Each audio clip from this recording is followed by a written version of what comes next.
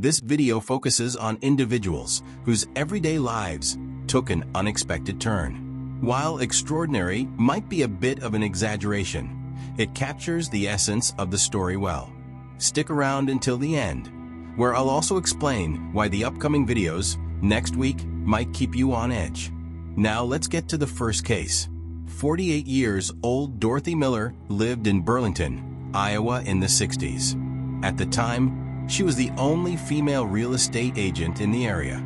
It was August 15th and a late evening when Dorothy got a call from a man who called himself Robert Clark. The man asked if Dorothy could show him her apartment. He was in a store in the suburbs. A later date was initially considered for the woman, but the meeting was eventually approved. She invited her husband, Fred Miller, to accompany her for support. The couple met with Robert, who showed them the apartment as planned. During the viewing, the man mentioned his desire to relocate his family further from the main city of Hulinga. The following morning, Robert contacted his wife again, requesting permission to take photographs of her in the apartment. Dorothy was unavailable that day, so they scheduled a new meeting for August 18th. On that occasion, they met twice. Later, local residents shared stories with their neighbors about how the couple had lived together. When Dorothy's husband woke up the next morning, he noticed that his wife had not come home. The man contacted the police, and they headed to the apartment where the woman had gone the previous day. Her body was found from the wardrobe upstairs. The investigation revealed that the woman had been hit on the head with a stick, used as a weapon, and stabbed 22 times. Robert Clark had been in the apartment with the woman and was therefore clearly suspected. But the police were unable to find a man from the entire village.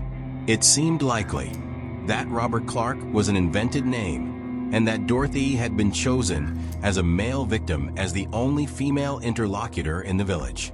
Robert was probably meant to murder the woman on the first meeting, but had changed his plans when Dorothy's husband arrived.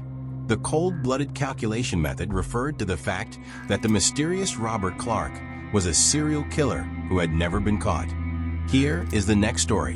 In 1991, 43 years old Penny Bell ran a successful private rental company and lived in England with her husband and 2 children in the village of Denham. On the morning of June 6th, the builders were renovating Penny's home when they saw her leaving around 9:40 a.m. She had told the workers that she was late for an important meeting. 2 hours later, Penny's car was found in a parking lot near London and was taken to hospital.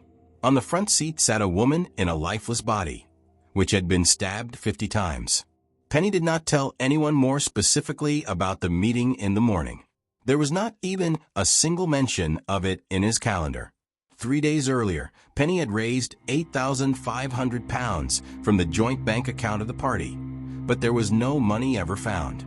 No one had any idea where they were meant to be used. The only clue was a set of models related to the interior of the house, which he had apparently presented to someone before his death. Before they were found, 2 eyewitnesses reported seeing Penny driving through Greenford with an unidentified passenger. They appeared to be in a fighting car, and according to these 2 eyewitnesses, Penny was making a request to the cars coming in from the car's window with a whistle, "Help me." It has been theorized that Penny killed her killer in a different location, where the man then forced her to drive to the other side, and where she was later murdered. Because Penny didn't tell anyone about the plan, and the killer has never been caught, we will never know why Penny lost her life. Here is the third story. The American James Sanders owned a beautiful and valuable diamond ring, but the economic pressure forced him to put it on sale. James listed the ring for sale online at a price of $1,000. With that amount, he would have helped his family's business move forward at least for a while. When a young couple responded to James' sale announcement, he invited potential buyers to his apartment, allowing the couple to admire the space in private before making a decision. James had no idea what was about to unfold. That evening, while James was at home with his wife and 2 children, the couple arrived. He welcomed them in, but as soon as the front door shut, the male visitor drew a gun, trapping James and his family inside. James watched in horror as two armed men forced his family inside. One of the intruders proved to be particularly ruthless, striking James' 14-year-old son with his weapon. In a frenzy of terror, the father, now free from his restraints, lashed out at his own son with a knife. James was shot 3 times and collapsed to the floor, dying in front of his family, his hands bound. Just moments earlier, they had been living through an ordinary, even mundane evening. But in mere seconds, their world was shattered. Within 3 days, 3 of the attackers were captured, and the 4th eventually exposed himself while behind bars.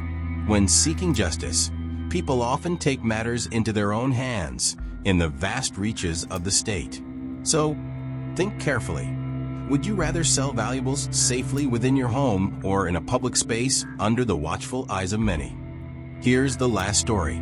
Just the fact that the watchers are in a remote area in Naples. A unique opportunity for Scott Davis. This sounded almost too good.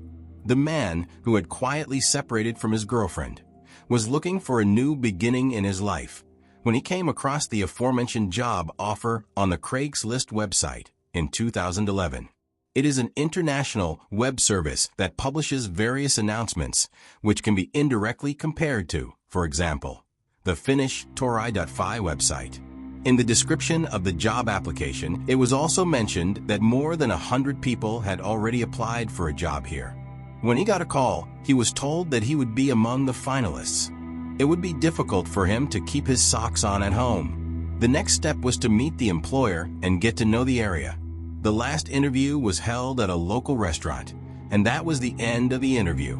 After that, Scott jumped on the back seat of a man named Jack, who was about the same size as him. Jack settled into the front seat, gripping the steering wheel as he waited for his 16-year-old assistant to start the car. They drove to the farthest reaches of the area, where the paved road gradually gave way to a narrow, sandy path, flanked by a dense forest on both sides. Eventually, the car rolled to a stop. Jack turned to Scott and instructed him to retrieve the necessary equipment for the task. The supplies were stored nearby, and without hesitation, Scott followed to help carry them. He was there to work after all. Jack led the group into the thick woods. However, as they navigated through the dense undergrowth, Scott suddenly realized he was at the front of the line. Just then, a sharp clicking sound echoed behind him, a sound eerily reminiscent of a gun being cocked. He swiftly turned toward the sound, and a gunshot echoed through the woods. A sharp, burning pain flared across his collarbone, but Scott pushed forward, fleeing deeper into the forest. Behind him, he could hear Jack in pursuit, another gunshot ringing dangerously close to his ear. Yet none struck him. For hours, his lungs burned, his heart pounding as he prayed that Jack or his silent accomplice wouldn't emerge from behind the next bush. By the time Scott stumbled upon a small house, night had already fallen. The residents wasted no time calling the police. Days later, a chilling truth came to light when authorities finally captured Jack and the boy. Jack was actually a man named Richard Beasley, and this so-called relative boy was 16 years old Brogan Rafferty. The psychotic couple had used the Craigslist site to attract men to the realm of nature, where they could kill in peace. Research shows that before the rescue of Scotty, they had already killed 3 men in the same style. In 2013, Richard was sentenced to death, and his nephew got the cake for the rest of his life. The video is already at the end. Next week, I'm heading to Lapland with a few friends, and it's going to be an amazing experience. Hopefully, I'll capture some great content for my upcoming videos. I'll either finish this edit in the comfort of my apartment or get it done during the trip. Either way, I hope you enjoyed this. If it caught your interest, stay tuned. Next time, I'll bring you something entirely different. Kindly subscribe to Whispers of the Weird for more amazing stories. See you in our next video.